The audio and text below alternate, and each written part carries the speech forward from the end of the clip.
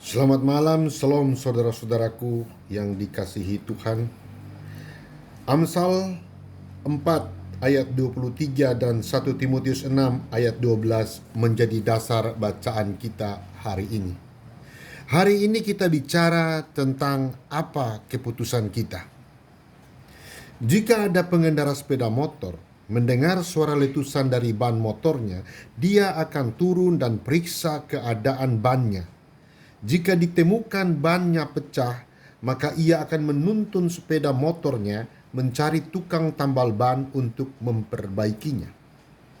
Sebab jika dia terus mengendarai sepeda motornya, maka bannya akan bertambah rusak, bahkan velgnya pun bisa menjadi rusak.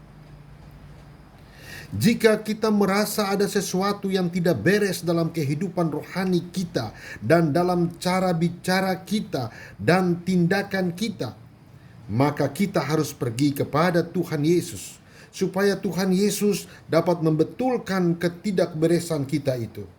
Kalau tidak, maka kerohanian kita akan rusak bertambah parah.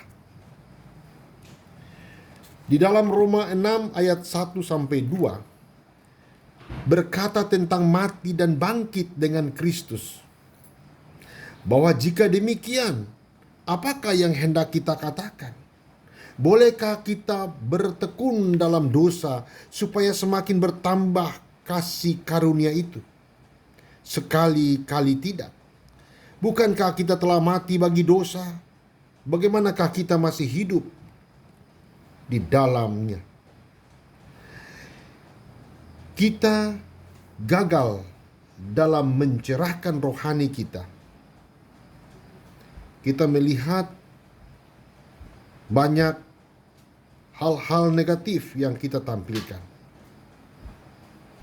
sehingga penonton melihat dan menilai kita. Padahal sudah dikatakan, jika engkau menemukan masalah, pergilah kepada Tuhan Yesus, supaya pergumulanmu diberi keringanan, bahkan jawaban untukmu yang terbaik.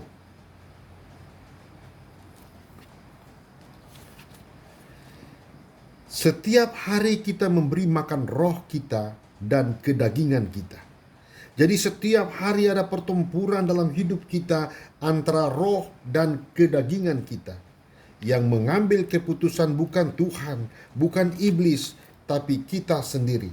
Dan apa yang kita putuskan akan mempengaruhi hidup kita ke depan. Keputusan yang benar yang diputuskan jiwa kita tergantung mana yang kita kasih makan.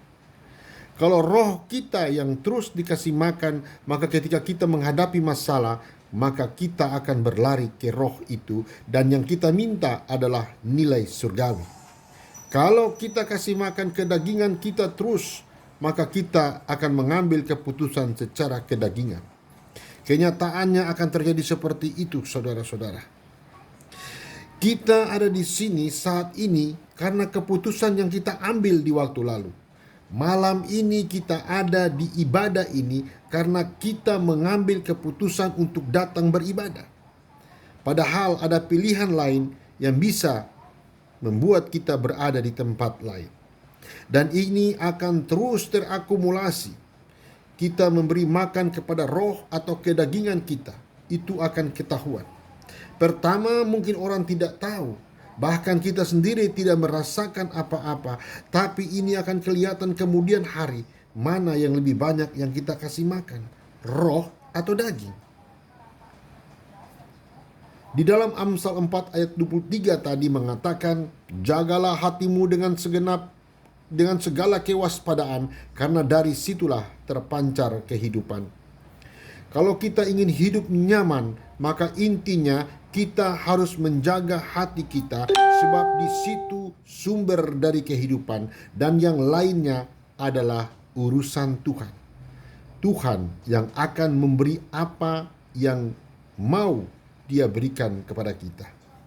Kita sudah baca tadi dalam 1 Timotius 6 ayat 12 mengatakan, bertandinglah dalam pertandingan iman yang benar. berarti ada iman yang tidak benar, bukan? Dan rebutlah hidup yang kekal. Untuk itulah engkau telah dipanggil dan telah engkau ikrarkan ikrar yang benar di depan banyak saksi. Ketika kita mengikrarkan diri kita sebagai orang Kristen, maka kita menjadi tontonan dunia. Orang akan melihat kita, mereka akan bertanya, mana aku mau lihat imanmu seperti apa, mana buktinya kekristenan itu baik. Saudaraku, lagu pujian dan firman Tuhan yang sudah kita dengar, apakah kita bisa memperlihatkan dalam kehidupan kita kepada penonton atau tidak? Bagaimana kita tampil di panggung dunia sebagai orang Kristen yang baik, atau tipu-tipu saja, baca lain, bikin lain? Ketika kita berdoa, sering isi doa kita transaksional, kalau ada maunya. Padahal doa kita harus komunal atau harus bersifat kedekatan secara pribadi dengan Tuhan. Belajar mendengar suaranya Tuhan, sebab itu penting untuk kita memahami apa maunya Tuhan. Tidak bersifat transaksional, datang pada saat maunya saja. Tuhan punya kedaulatan yang luar biasa. Tuhan adalah Tuhan yang memiliki mujizat. Tuhan bisa membuat mujizat untuk kita, tapi Tuhan tidak pernah memaksa kita berubah. Tuhan menghormati kebebasan kita untuk memilih. Makanya yang mengambil keputusan adalah kita sendiri. Tuhan punya kuasa untuk mengubah kita, tapi Tuhan tidak paksa kita untuk berubah. Makanya mujizat tidak bisa terjadi pada kita karena kita tidak mau berubah. Atau kita mendapat harta dengan cara kita, tapi akan hancur karena kita tidak bisa mengelolanya. Kita masih manusia lama. Kita cuma berdoa minta berkat dan mujizat, tapi tidak mau berubah menjadi manusia baru.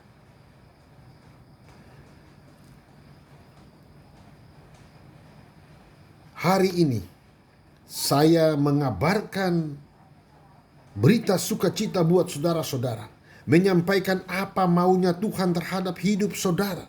Dan ingatlah bahwa Tuhan akan menjawab kebutuhan saudara, bukan keinginan saudara. Karena itu saya mengundang saudara untuk mengambil keputusan berubah. Ketika saudara sudah berubah, maka mujizat untuk saudara menunggu waktu.